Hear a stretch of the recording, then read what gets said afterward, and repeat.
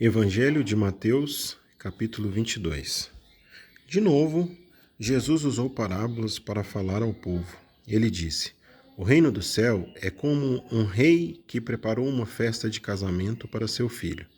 Depois mandou os empregados chamarem os convidados, mas eles não quiseram vir. Então, mandou outros empregados com o seguinte recado: Digam aos convidados que tudo está preparado para a festa. Já matei os bezerros e os bois gordos, e tudo está pronto, que venham à festa. Mas os convidados não se importaram com o convite e foram tratar dos seus negócios. Um foi para a sua fazenda e outro para o seu armazém. Outros agarraram os empregados, bateram neles e os mataram. O rei ficou com tanta raiva que mandou matar aqueles assassinos e queimar a cidade deles. Depois chamou seus empregados e disse: A minha festa de casamento está pronta, mas os convidados não a mereciam. Agora vão pelas ruas e convidem todas as pessoas que vocês encontrarem. Então os empregados saíram pelas ruas e reuniram todos os que puderam, tanto bons como maus, e o salão de festa ficou cheio de gente. Quando o rei entrou para ver os convidados, notou um homem que não estava usando roupa de festa e perguntou: Amigo, como é que você entrou aqui sem roupa de festa? Mas o homem não respondeu nada. Então o rei disse aos empregados: Amarrem os pés e as mãos deste homem e o joguem fora na escuridão. Ali ele vai chorar e ranger os dentes de desespero. E Jesus terminou dizendo: Pois muitos são convidados, mas poucos são escolhidos. Os fariseus saíram e fizeram um plano para conseguir alguma prova contra Jesus. Então mandaram que alguns dos seus seguidores e alguns membros do partido de Herodes fossem dizer a Jesus: Mestre, sabemos que o Senhor é honesto, ensina a verdade sobre a maneira de viver que Deus exige e não se importa com a opinião dos outros nem julga pela aparência. Então, o que o Senhor acha? É ou não é contra a nossa lei pagar impostos ao imperador romano? Mas Jesus percebeu a malícia deles e respondeu: Hipócritas, por que é que vocês estão procurando uma prova contra mim? Tragam a moeda com que se paga o imposto. Trouxeram a moeda e ele perguntou: De quem são os nomes e a cara que estão gravados nesta moeda?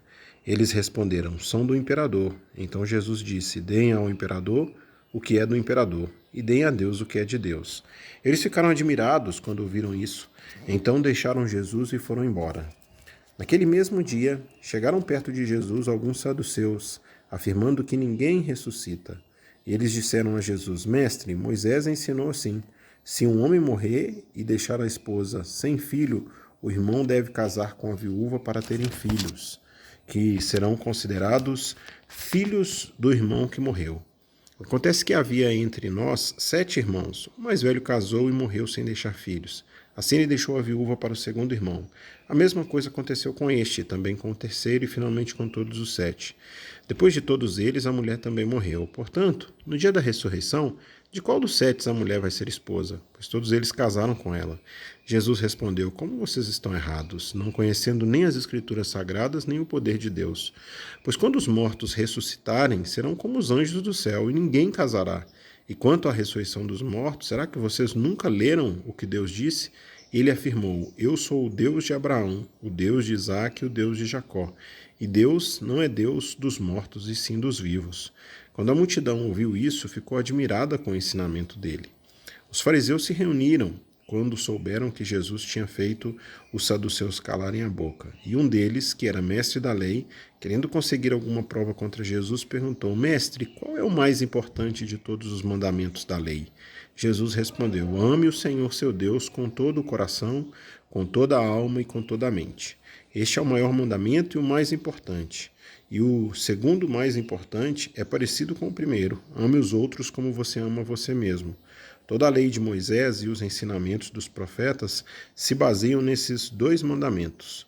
Quando os fariseus estavam reunidos, Jesus perguntou a eles: O que vocês pensam sobre o Messias? De quem ele é descendente? De Davi, responderam eles.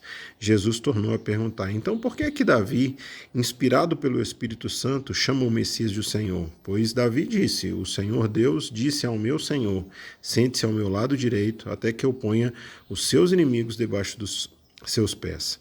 Portanto, se Davi chama o Messias de Senhor, como é que o Messias pode ser descendente de Davi? Ninguém podia responder mais nada, e daquele dia em diante não tiveram coragem de lhes fazer mais perguntas.